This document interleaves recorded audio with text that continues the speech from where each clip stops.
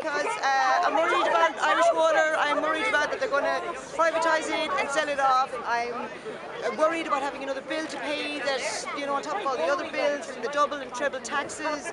I'm worried that the mick has been taken out of us, and it's just gotten to a point now where no, we have to put the foot down. This has gone too far. It's a step too far. It's a tax too far. I don't mind paying, you know, paying our share and looking after things. I pay for services. This has gone. It's gone beyond a service. This is, you know, they're making it into something else, I feel, and you know, yeah, that's why I'm here. I mean, who's to say that our water won't be sold down the line to a private company outside of this country that can do what they like and charge what they like, and then you have people who have to decide to either buy food or buy water. Water should be available for everybody regardless of income. It should not be taken from the people. Water is our resource. It belongs to everybody. 1st of October 2014, the government reckon they're going to impose water charges on us, on every single household in this country. They've already set up Irish Water. What a waste of money that is. It's cost us about a billion that could have been spent on improving the water system we have, on mending the leaks, on paying people properly to have a good public water service. My name is James O'Toole. I'm a member of People Before Profit, but I'm also a delegate to the National Coordinating Committee of the Right2Water Campaign, which involves several political parties, non-political groups, community groups, and 3 major trade unions.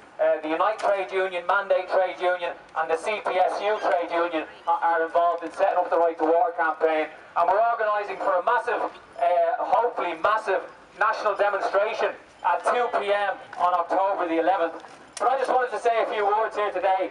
You know, today is the day that we're all going to start getting billed for our water. But the thing I wanted to say is, you know, what a contrast again for the approach to this government, the way they treat the poor, working people, the unemployed, and the way they treat the rich. Because if you think about it, the water charge is another regressive charge. In 1979, when the government put too much of a tax burden on the shoulders of our parents and grandparents, 300,000 people got out on the streets of this country. I think this issue is just the same, because this isn't just about the theft of our water.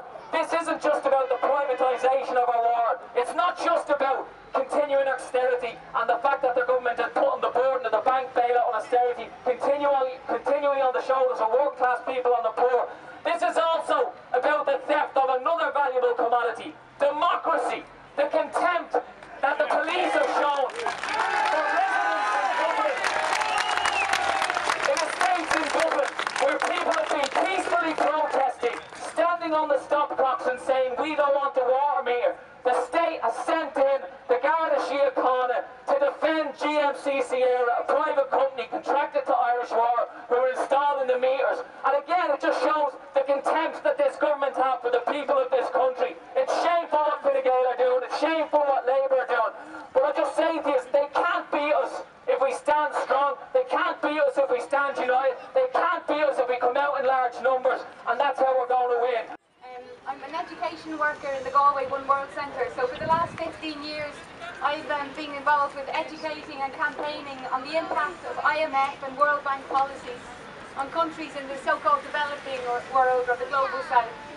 So I've been getting an insight over those last 15 years into the absolute devastation that IMF and World Bank policies cause with their passion for water, for privatising water. So they go into some of the world's most impoverished countries and demand that they privatise their most precious resource, the resource that every one of those people needs to survive. So regardless of the impact that that has on infant mortality or on life expectancy, they will go and insist that people pay money that they absolutely cannot ever dream of affording for their most vital resource.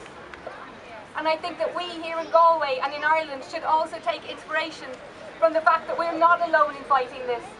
So they've been fighting it all over the world. They fought it in South Africa when privatisation of water led to cholera in their supply.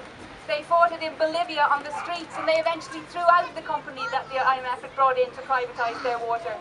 2,000 people began that protest, and they succeeded in overturning that policy and driving the company out.